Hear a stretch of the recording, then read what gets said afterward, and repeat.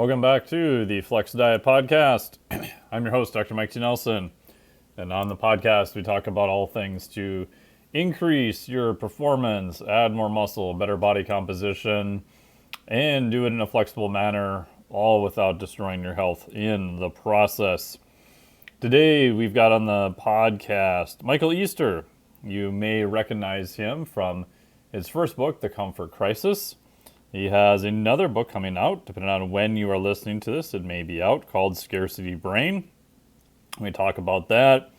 We talk about a wide range of topics, everything from fasting, the magazine industry, where I was an expert for a couple of articles he had written in the past, why you should do hard things, the difference between effective hard things and just doing hard things.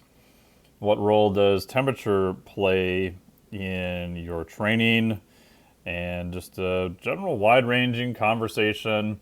And we kick it off with why, speaking of doing hard things, writing books is not easy. So why is he writing another book?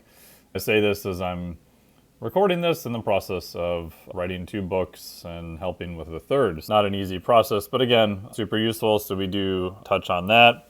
And we vent a little bit about the diet and magazine and exercise industry and some of the messaging that goes into that.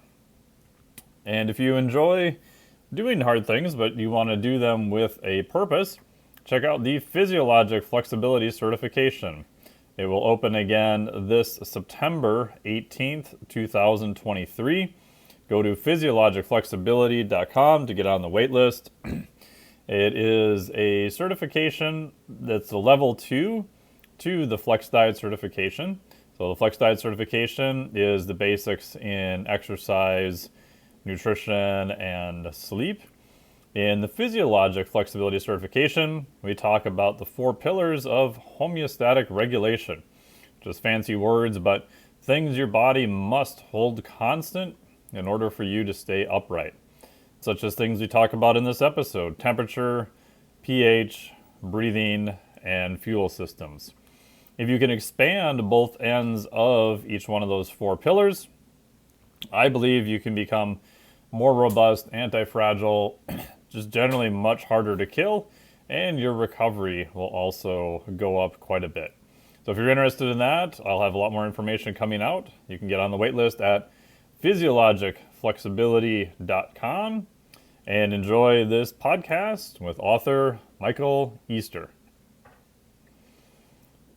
Welcome back to Flex Diet Podcast. I'm here today with Micheal Easter. How's it going, man? Good. Good to see you. Good. Thanks for having me.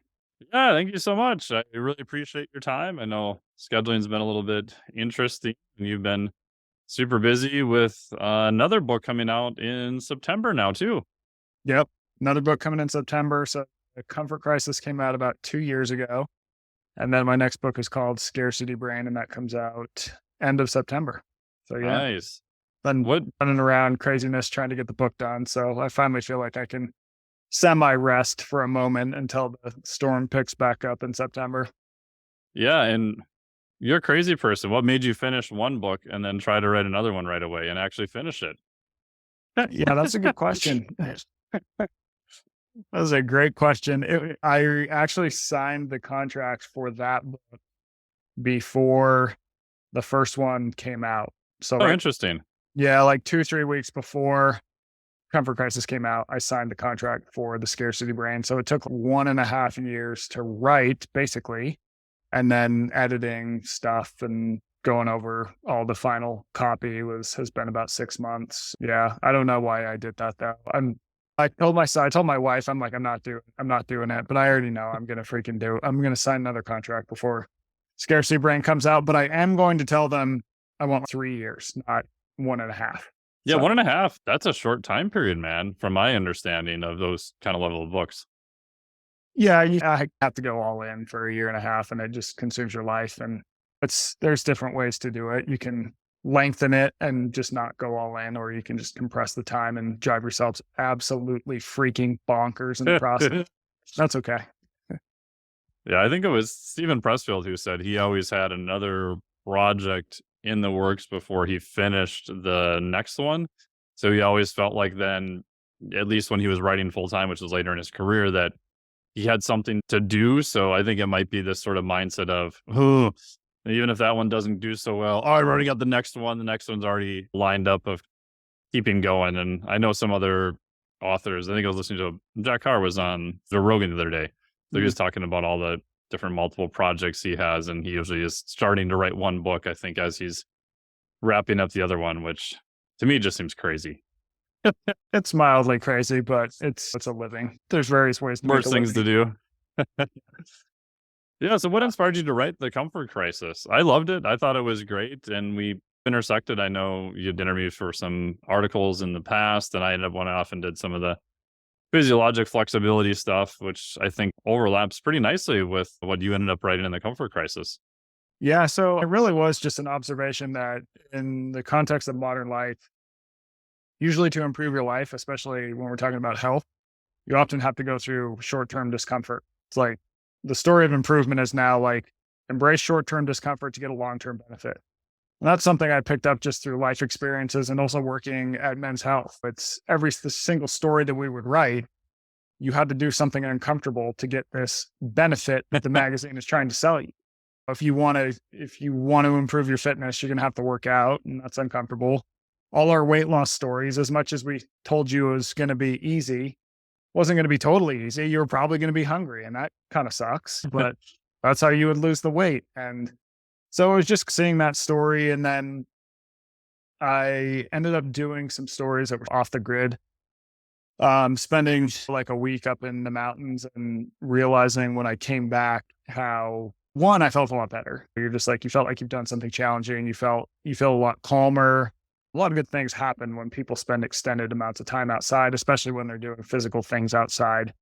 And getting home, you realize, oh man, it's so different living in the modern world than it is existing outdoors. And yet humans existed outdoors for 2.5 million years. That's the context that we evolved in. And really the main difference between modern life and there is the level of comfort. And so most technologies and advancements and progress we've made have been designed to make people's lives easier and more comfortable, which is great. It's great in the grand scheme of time and space. But at the same time, we've also, in the process, engineered out of our lives some things that keep us healthy. For example, movement.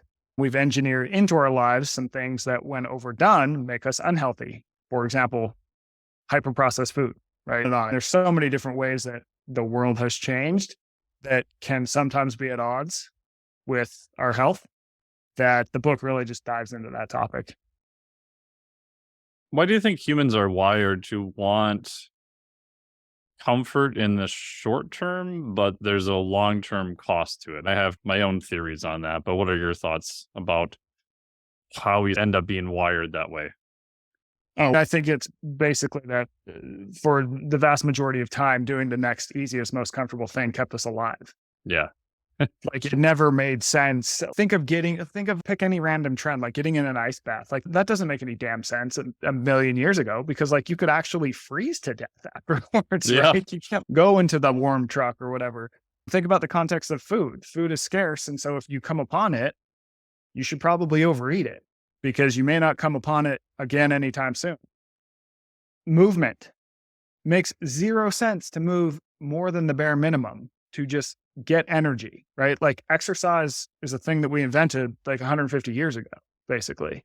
So doing the next easiest, most comfortable thing is essentially a survival hack for most of time in an uncomfortable world that demands a lot of us. But when you put that sort of tendency or drive, whatever you want to call it, in a world where things have been engineered to be easy, been engineered to be more comfortable, that starts to backfire. It's a basic mismatch.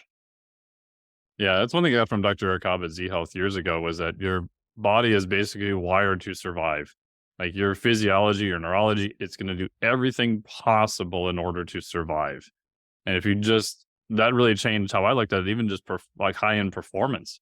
So why does a high-level athlete have this crazy movement adaptation? Because for their body in that situation, that was better. And even the general population clients, when I was working more with them, especially more in the past, for years, I used to get mad at them. What are you doing? Why are you going through the drive-through at said fast food place? And then I realized oh, to their brain, the lizard brain, however you want to phrase it, which is an oversimplification, that's efficiency. Like their body is driving them. If you can get 1,200 calories in a matter of minutes for $3.17, like you're literally wired to do that day in and day out.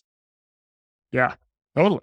And it's funny too that you said it's like a survival thing, because the theory of natural selection says we want to survive and procreate, but survival trumps procreation. Like when people in survival mode, they're not looking for mates. It's like number one, survive. Because if you favor procreation over survival in a dangerous setting, like you might get caught in a bad situation and Yeah. not make it out. So, Yeah. And I think it was Charles Poliquin who said we're basically like cave people with cell phones now.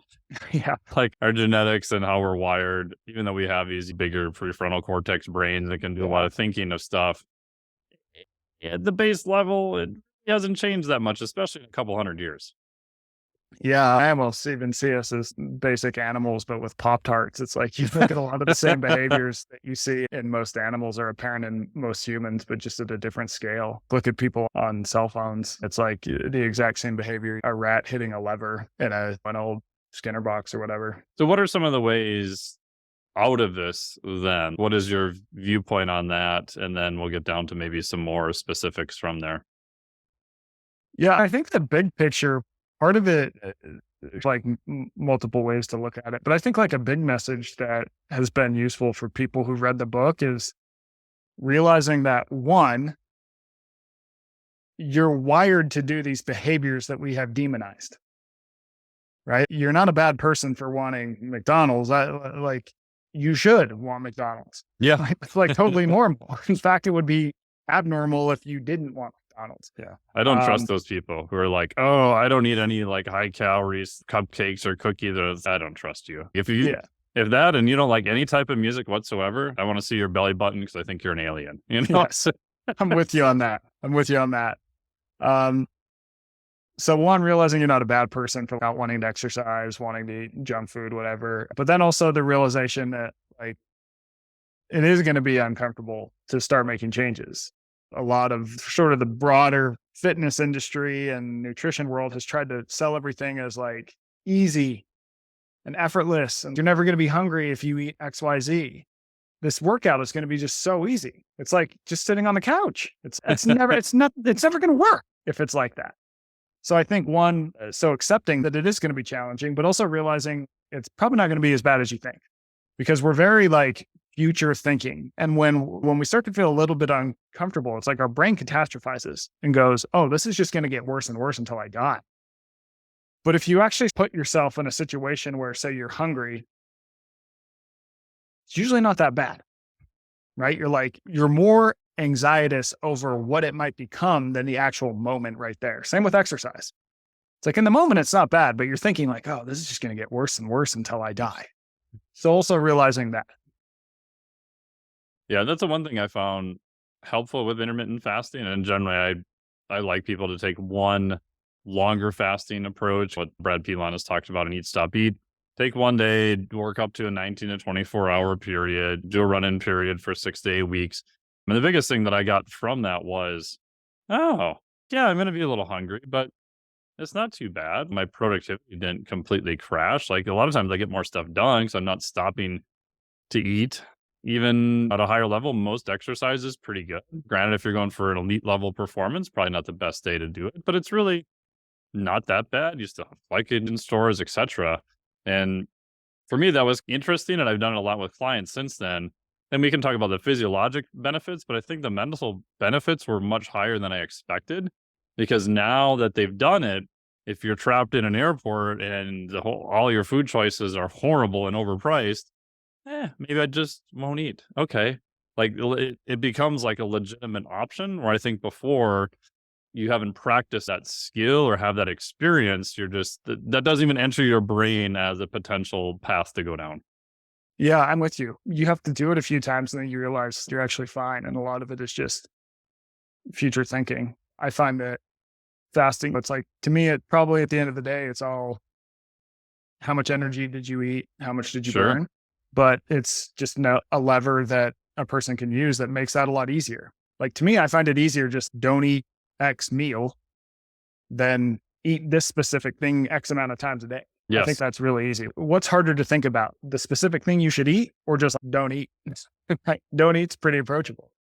And yeah, I think it's useful for people. Some people it may not be perfect for. And that's, to me, that's like the diet industry gets so criticized so often. But at the same time, I think that people learn a lot by trying diets. Yeah, it's probably going to fail in 5 weeks if you're trying to do, you're doing it perfectly, but you might learn one or two things along the way. And maybe that gets put into this sort of bucket that becomes the Mike Nelson diet. That's just for you. So. What are your thoughts about, obviously, I'm a big fan of metabolic flexibility in terms of how you use carbohydrates, how you use fat, if we're just talking about nutrition.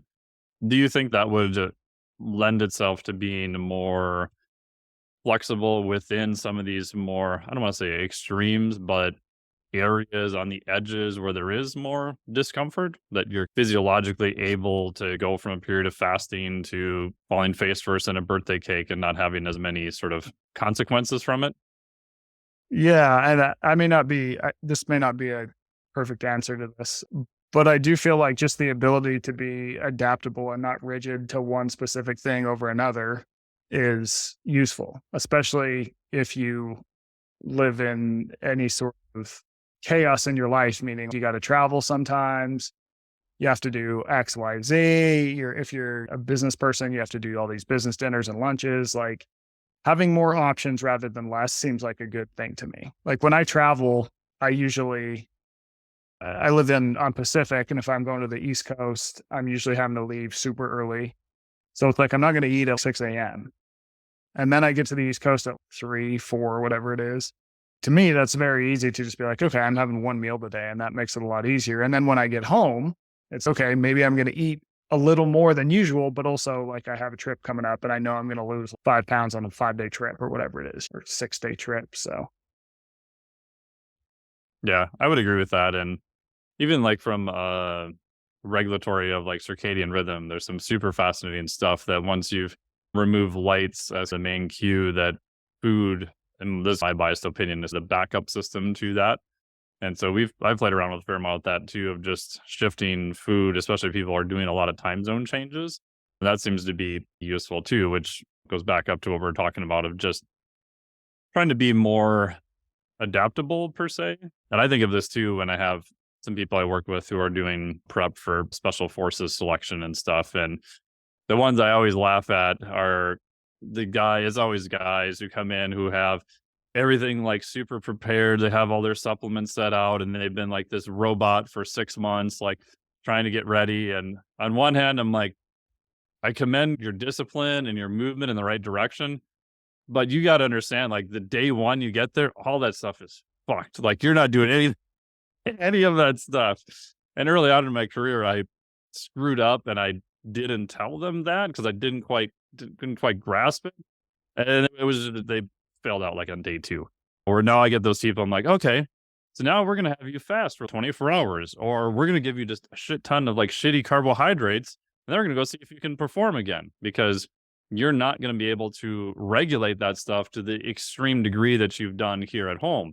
Yeah, if you want to be a monk and be a bodybuilder or do something like that where you control your environment, great. But the reality is you need to perform in all these weird, obscure circumstances. That's literally your job. So you yeah, should probably add some variability now before you get forced into the variability. yeah, that's such a good point. And I do feel like being adaptable to me is like the key if you're doing anything that is unpredictable, which is to say most things are unpredictable. The more Yes. unpredictable it gets, the more able you want to be like, no, I don't need anything. I'm fine.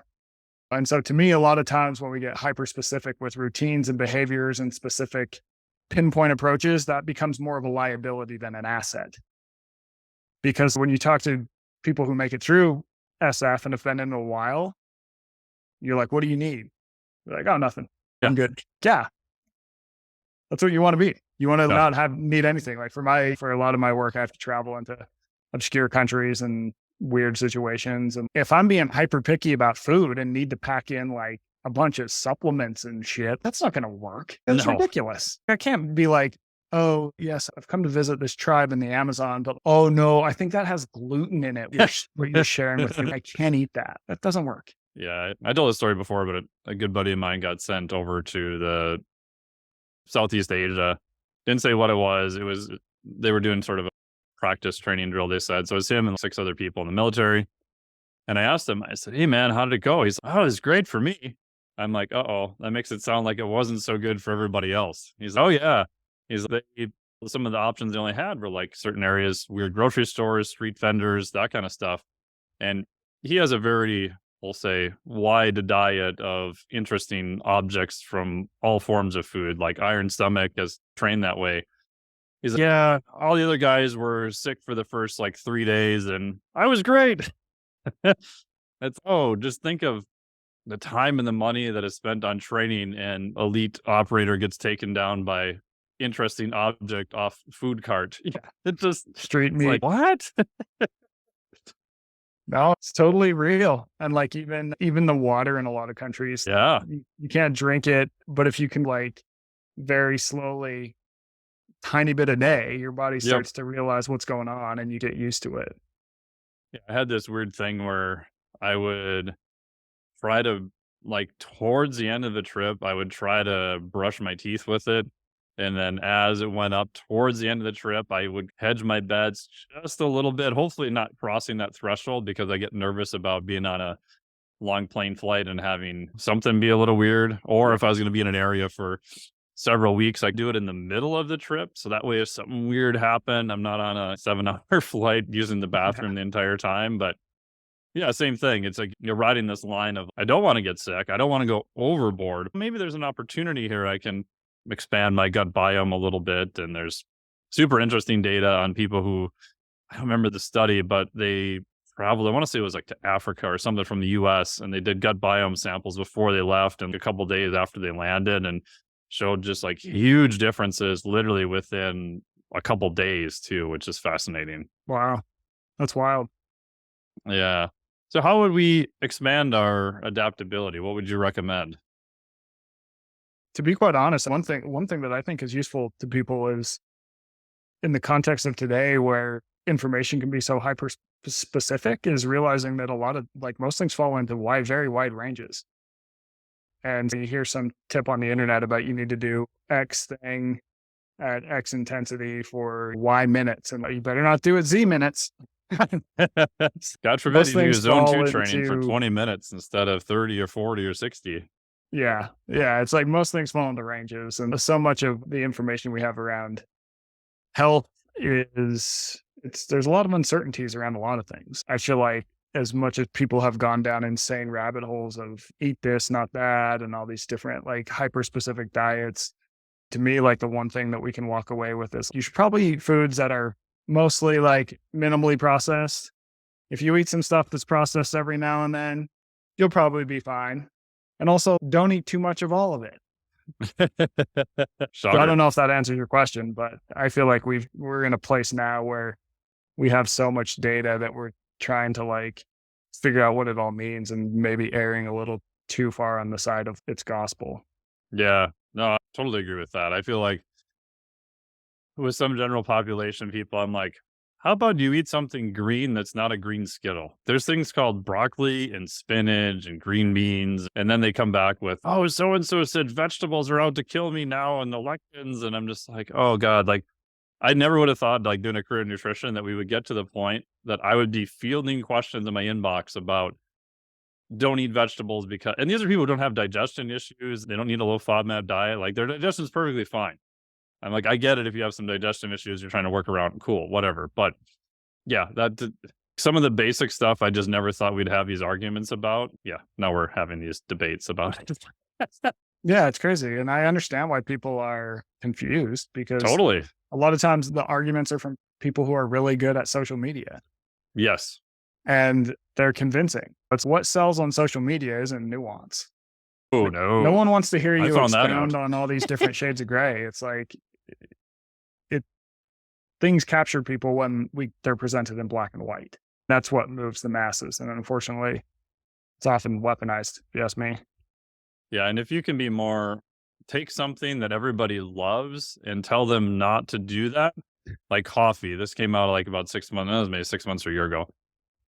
Said person, who I won't say his name, said coffee is now bad. And he goes in this whole spiel and he presents like some cell line study in old one-eyed ferrets or whatever, showing how caffeine was bad. But then if you listen interestedly, I made it all the way through med school without coffee or caffeine. You don't need it. And I'm like, oh, okay. So a little bit of personal bias there. And so I got pissed off because, then of course, everyone's emailing me about it. And literally within 10 minutes, I found 7 umbrella meta-analysis being done. So a meta-analysis is right compilation of studies. An umbrella review of meta-analysis means multiple meta-analyses that they've put in one paper, showing that in general, within moderation, right, coffee has lots of health benefits, and sadly, maybe like the number one source of antioxidants for some people, which is even more scary, but that doesn't sell, right? It sells to say coffee is going to kill you. And everyone's, oh my God, I love my coffee. What is this guy talking about? And the other thing to me is, if coffee were actually killing people, we would know it. There'd be tons of dead people everywhere. We would know it. And so if, let's say coffee does raise your risk of death by some percent, is it worth giving up coffee the rest of your life? Yeah. I'd rather live to 90 and drink coffee every day than 92 without coffee. Yeah. Totally. Me too. Seems like a good deal to me. I don't know. Yeah. But there you go with your context and rational thinking again. Yeah. Let me try. Briefly on social media, I do like your social media. I think it's actually very well done. Do you think there's ways we can prevent or present information in a better way to get across the idea of context and just general principles that may be a little bit too basic but are beneficial for people? Yeah, that's a good question. It's one of those where I'm pretty sure that I would be a lot more popular if I just did everything black or white and told people that shit was going to kill them. But I'm not going to do that. To me, it's like finding, as a journalist, I always think of what's the hook? What's the thing that's like interesting to people? It's like the one thing I can pull out that feels specific, almost in the vein of the counterintuitive thing, like you were just talking about, but is actually leads into advice that is reasonable and backed up. Yeah. So trying to find that, I think, around good ideas is probably more challenging, but I think it's also worth it because that can bring people in. Yeah. I always, at least for myself, I always have this sort of internal debate of same thing. I'm not going to go out and just the sky is falling and all this kind of stuff just to get views because I like sleeping at night and I can make money different ways. But yeah, I'm trying to get across using the hook and using similar, in my air quotes here, tactics, but get a better message across to people. And then I always think of, it doesn't matter who doesn't get it, it only matters who gets it. So even if you get fewer people, but they take more action and they actually physically, mentally get better, then that's good. I would love to see some follow-up metrics on a lot of the bigger social media accounts where I think they get a lot of hits. I think they get a lot of eyeballs, but I'm not so sure they drive a whole lot of actual change, which again is much harder to measure too. Yeah. Yeah. And I think so let's say you come across some study that's if you eat, I'm making this up, 12 ounces of vegetables a day, XYZ happens to your health. Obviously, like that's a guesstimation. And if you eat 11 ounces, you're not going to die. But it's also good it's also good advice to basically say eating vegetables seems like good advice, right? So like finding some of those nuggets where you might use the specificity, which people really love. Yes. But then also couch it like, oh my God, did you know if you eat X amount, this is what this study showed? And oh, by the way, like if you don't actually hit 12, you're still doing a good thing. Like just try and hit the number, make a healthy attempt, and hoorah, guys.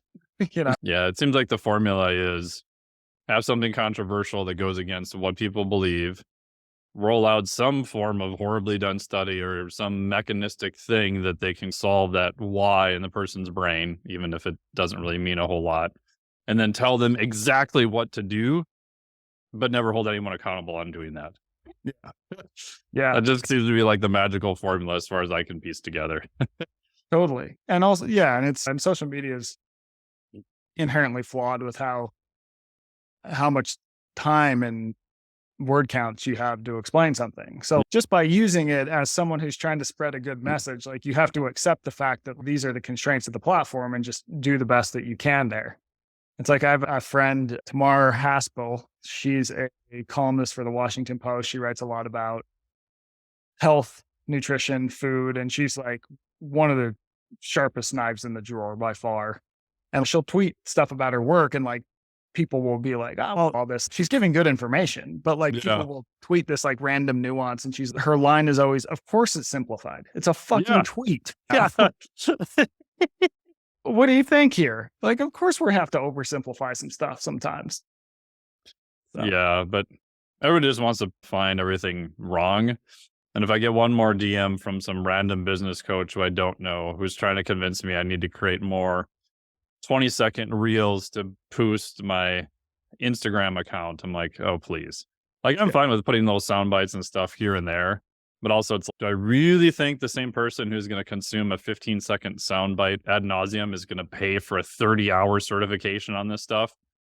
No, Yeah. of course they're not. So it's like, who am I trying to appease to? Yeah.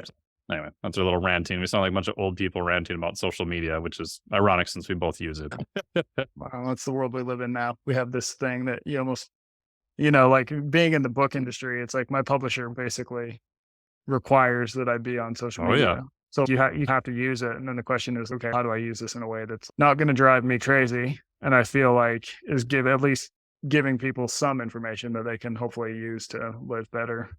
Yeah, totally agree. Speaking of trends on social media, did you ever predict like ice baths would be like the craziest thing now? No, I didn't predict it would be that, but I do feel like you can predict that there will be a trend. What are your thoughts about using sauna and cold as a way to talk about adaptability and expand sort of your horizon of temperature exposure even? I can't speak super intelligently on this topic because I haven't done a lot of ice baths and sauna. For me, I tend to think about it, what's the lowest effort thing I can do to get something similar or more? And so, like, for me, it's just like I could do the ice bath in the winter, or I could just go for a hike for an hour You could go when it's really outside. cold out. Like, just go outside because I know for sure that if I'm going to cover ground outside for an hour, like, that's good. I know that being exposed to nature, that's good. And being exposed to cold, okay, that could be good too, probably. So that's how I view it. But I also, I don't know what to think about ice baths, to be honest. I have some people are like, it's all hocus pocus, but then you have other legitimate people who I respect and I trust who are like, I don't know, dude, I just feel better when I get out of the ice bath. What do you want me to tell you? It's okay, cool. You do you. So what's your take on them? I started looking at it probably 4 or 5 years ago.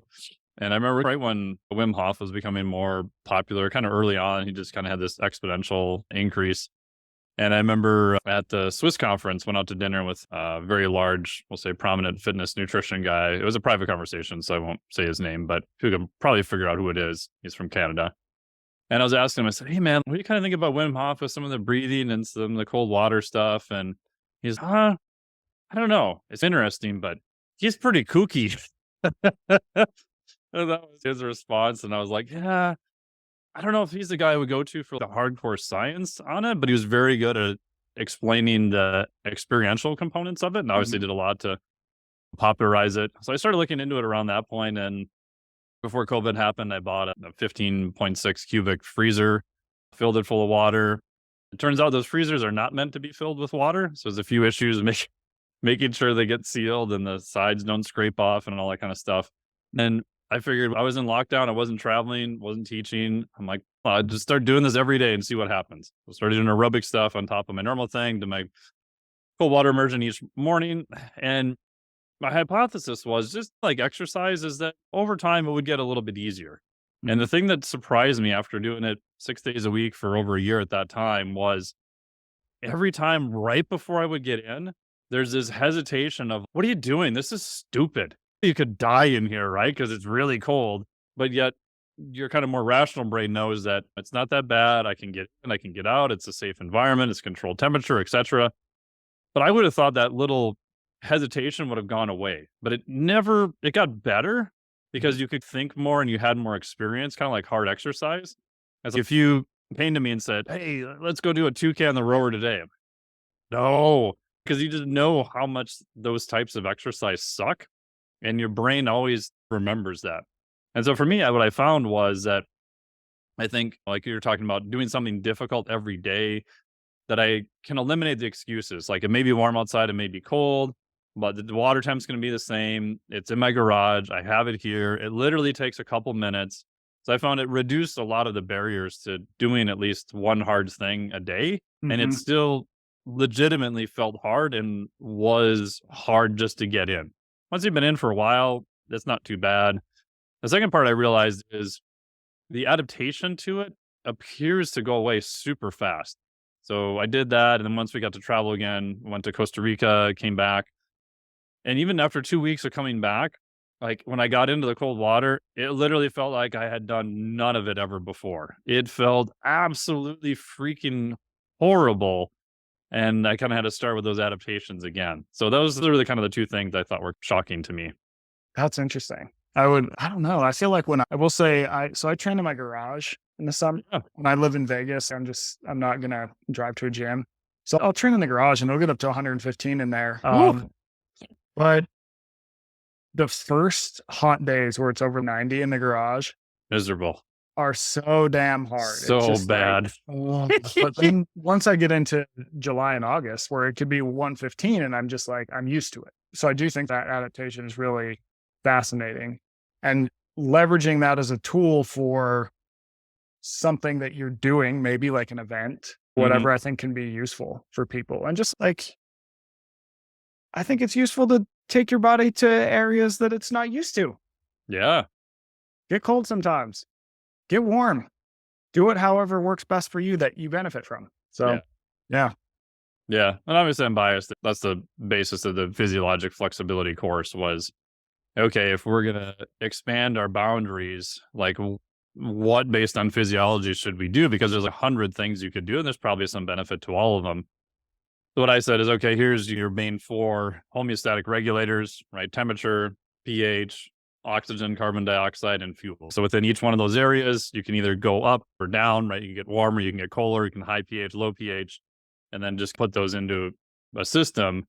Because the biggest issue I saw was that, not you per se, but a bunch of people running around advocating just do stuff that's really hard. CrossFit is a good example. Yeah. I like CrossFit. I think it's great. I have a lot of clients who do CrossFit. I think it can be incredibly wonderful. But there are some areas where you're just doing really hard shit for I don't know what reason. Sure. Yeah. There's things where it could be hard, may not necessarily be productive at a certain point. So how do you do the things that are hard but are also productive at the same point? I'm with you. Yeah. A lot of what I talk, like, I've ramped up too, because I think sometimes people just read like a copy about my book that like freaking publisher wrote, and they just assume that I'm just like, yeah, do anything hard. Just anything hard is going to help you. It's actually a little more complicated than that. I A can lot of run it too. dumbbells on my foot, and that's hard and may do Yeah. damage too, but that's not productive. Exactly. So a lot of it too is like, I think asking people to ask themselves, why are we doing this in the first place? What are we trying to get out of this? And vocalize that, I think, can be useful. So to me, if you do some big epic thing outdoors that you didn't think you could do, I think you really do have to make the logical jump and post analysis to be like, what happened out there? What were the times where I didn't think that I could keep going? But I did keep going. And so what happened there? What is that analogous to in my life? And really having those moments where you analyze it. Because when you look at something like the old rites of passages that people would have to Yeah. do, there was always the reentry where we're going to talk about what just happened, right? And we're going to flow this into our lives in a reasonable way. Whereas if you're just going and doing that and then just going back and be like, all right, now I can take on the world. You burn some calories, but I don't know if you're going to be able to take on the world now. Yeah, there seems to be a general human trend to want to skip the integration.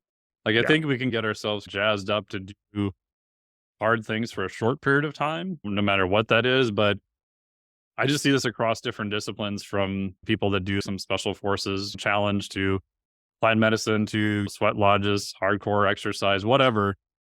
It seems like when they're done, it's done with that. Everybody wants to skip to the next thing and not, okay, what were the lessons from that? How do I incorporate these into my lives? What are things I should maybe be doing different on a daily basis, instead of just, next thing, here we go. Yeah, I'm with you.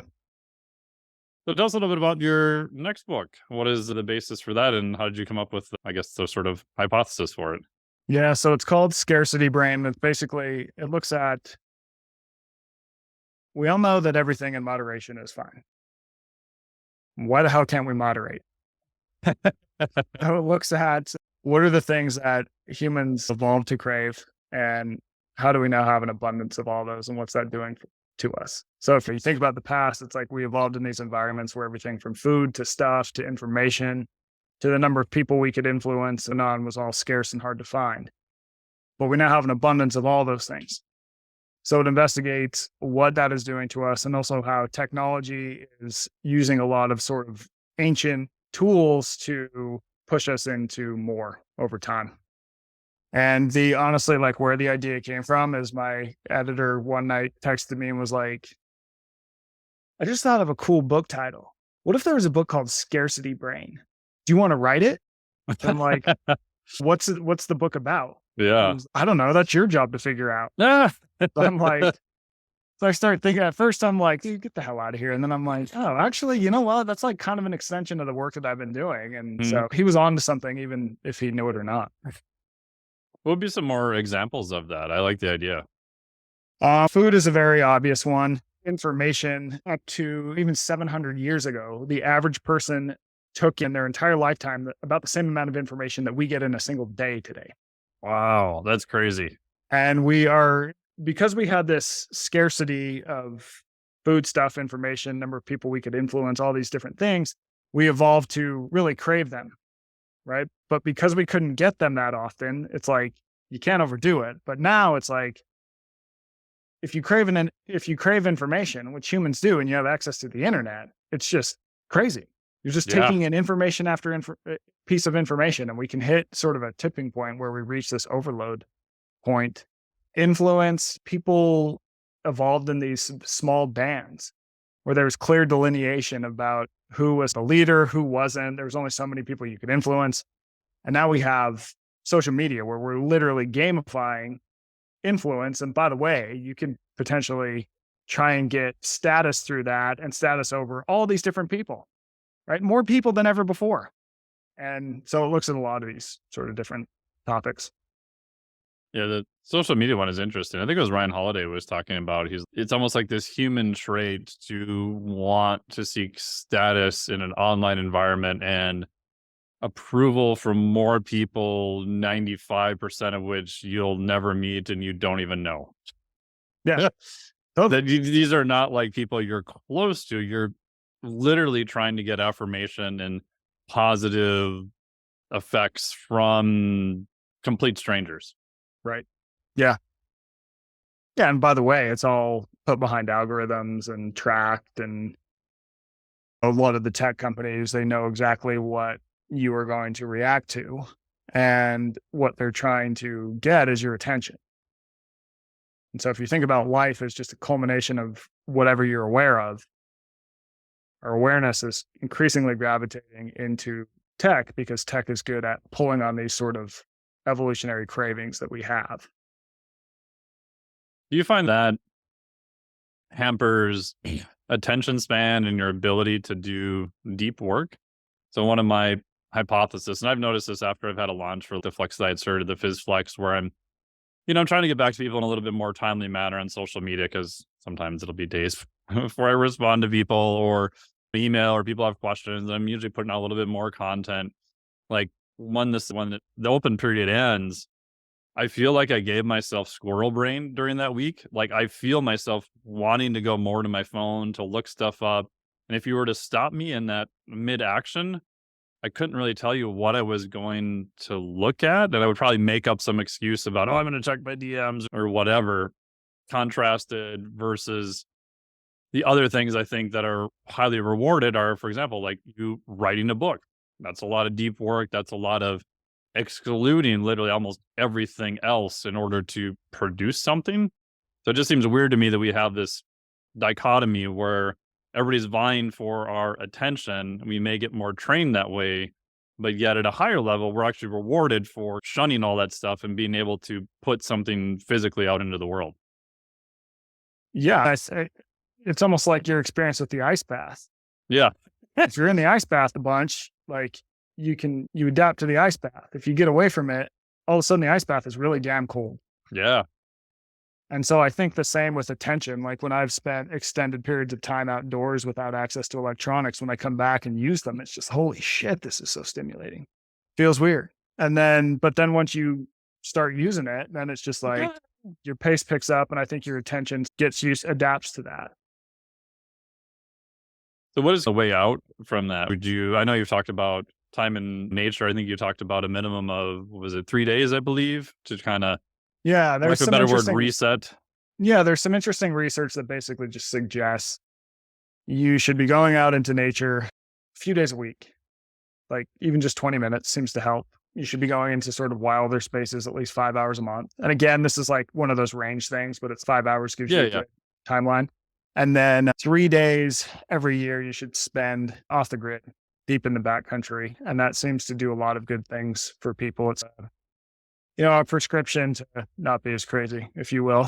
There's a lot of interesting stuff around that, specifically like with attention, with focus, with creativity, but also with happiness, feelings of life satisfaction, that sort of thing, calmness. Day to day. And the catch to all that, by the way, is that you can't be using your cell phone while you're out there. Negates the benefits. There's some really cool studies where researchers have one group walk around just without their cell phones and the other are on their cell phones as they're in nature. And the group that wasn't on their cell phones gets a lot more benefits. And in terms of the actual phone, I think that one thing people forget is that the average person today spends more than 12 hours on digital media. It's so crazy. And only part of that is from cell phones. You might spend 3-4 hours of screen time on your cell phone, but you're also putting in 3 to 4 hours on the TV. You might be putting in a few hours on the computer. You might have iPad time. So I think when we focus a ton on using our cell phones less, what happens is that people begin to get bored. And so then they go, okay, I'm just going to watch Netflix. Yeah. And it's like, my iPad's not a cell phone, so it's cool. Yeah. There's no difference. There's no difference. And so finding ways to just have complete removal every now and then, I think is really important. And it could be on the day-to-day scale. It could just be like, I'm going for a walk for 30 minutes and I'm not taking anything every single day. Letting your mind wander and think and work through things. Because when you're focused on a screen, your attention is outward and you're having to work. And so when you remove that and start to get bored, when you get bored, you mind wander. And mind wandering is like this sort of background process where you're coming up with like different ideas. And so this is a lot of times why people will have such good ideas in the shower, because they're just like removed from stuff. And so I think working that back into your life can be beneficial. So I tell people, like, don't think less phone, think more boredom in your life. Yeah, I do that when I have a project or something I'm trying to solve. Like ideally I would consume a bunch of information on it, and then I would go on a kiteboard trip and not bring any of the information with me and just kiteboard, hang out outside most of the day. Or if I'm here locally, I'll lock myself in a float chamber for 1.5 to 2 hours just to work through it with as minimal inputs as possible. And then I just give myself an old school notebook at the end to write stuff down. Nice. Because it's so hard, I think, otherwise to have that processing time, because I realize like the bigger problems I'm trying to solve, I never solve them when I'm trying to solve them, right? I solve them when I'm trying to do something else, when it's just running in the background. And let your brain go in neutral for a while is, I found, actually very productive, even though it doesn't look productive at all. It looks like you're doing nothing. Yeah, I'm with you totally. And there's new research that backs up all this stuff, but also this has been leveraged by people for a long time. Like when people need to get stuff done, I'm going to be alone with myself for a while. I'm going to lean into some boredom. Awesome. So as we wrap up, what would be your top like 2 to 3 things that people should incorporate more into their life from what you've learned over the past few years that would be beneficial? So top level is be willing to do uncomfortable things like exercise. It's okay to be hungry every now and then. Lean into some boredom. Spend more time outdoors, even though it is more uncomfortable than your air conditioned home. One thing I talk about in the book is rucking, which a lot of people have adopted since I wrote the book. And I just think it's a Nice. great exercise for the average person. Covering ground is something humans evolved to do. Carrying things is something humans evolved to do. And it's just really approachable and pretty low risk for most people. What else? Yeah, read the book. It's got all kinds of info. Yeah, yeah. And where can people find more about the current book and the one that's coming out? I assume you've got great stuff, so give us out your Instagram and everything else too. Yeah. The book, if you just Google my name on Amazon, both of them will come up. And then my current project is 2%, which is my newsletter that I've ramped up recently. So we publish 3 articles a week on topics I'm thinking about, and it's at twopct.com. And then, yeah, I post stuff on Instagram as well. It's Micheal_Easter. Awesome. And last question, where did the 2% come from? Because I think that's a cool story. 2% of people take the stairs when there's also an escalator available. Yes. That seems, if you would have told me, I would have said 10%. But the fact that it's 2% just seems so crazy. 2%. Yeah, yeah. And when the researchers intervened and they put up a sign that talked about the health benefits of taking the stairs, which, by the way, everyone already freaking knew. Let me just say Yes. that. I think they got it up to 4%. Oh, it doubled. Yeah.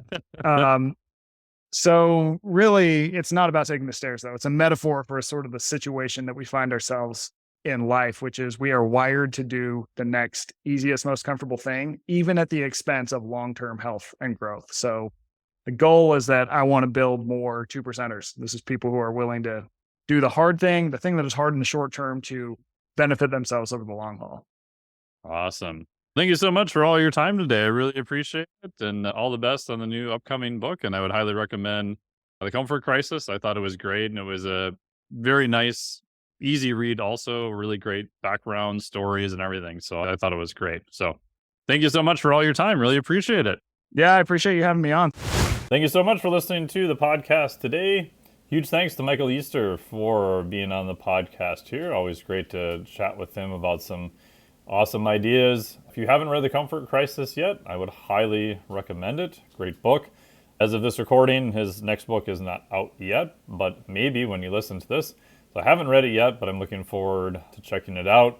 He's got some great stuff on social media, so make sure to follow him, pick up the books, everything via the links down below. If you enjoyed this conversation and you're looking for difficult things to do that are also very productive, check out the Physiologic Flexibility Certification. It is open again this fall, September 18th, 2023, for only 1 week. Go to physiologicflexibility.com for all the information to get on the wait list. I'll have some exclusive bonuses that'll come out early. And if you have any questions on it, let me know. We talk about the 4 pillars of homeostasis, basically how to train your body to be more resilient. Things that your body has to hold constant, like temperature, pH, fuels, etc. You can also train the adaptation of those on both ends. So as we talked about here, you can train in heat and do better. You can train with cold and do better. And I believe if you can expand that sort of physiologic headroom, or what I call HDR, hemodynamic range, you will generally be much more robust, harder to kill, and recover much faster.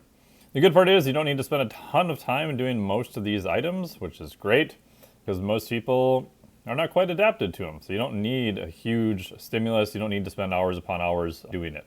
So check out physiologicflexibility.com. Yeah, big thanks to Micheal Easter for being on the podcast. Thank you for listening to the podcast. We really appreciate it. If you have time, please leave us whatever stars you feel is appropriate. If you have time to leave a very short review, that goes a long way to get better distribution of the podcast.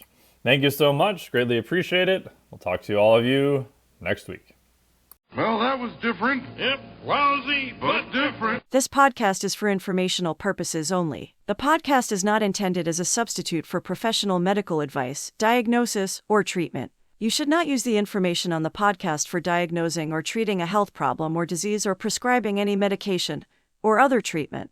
Always seek the advice of your physician or other qualified health provider before taking any medication or nutritional supplement, and with any questions you may have regarding a medical condition. Never disregard professional medical advice or delay in seeking it because of something you have heard on this or any other podcast. Reliance on the podcast is solely at your own risk. Information provided on the podcast does not create a doctor-patient relationship between you and any of the health professionals affiliated with our podcast. Information and statements regarding dietary supplements are not intended to diagnose, treat, cure, or prevent any disease. Opinions of guests are their own, and this podcast does not endorse or accept responsibility for statements made by guests. This podcast does not make any representations or warranties about guest qualifications or credibility. Individuals on this podcast may have a direct or indirect financial interest in products or services referred to therein. If you think you have a medical problem, consult a licensed physician.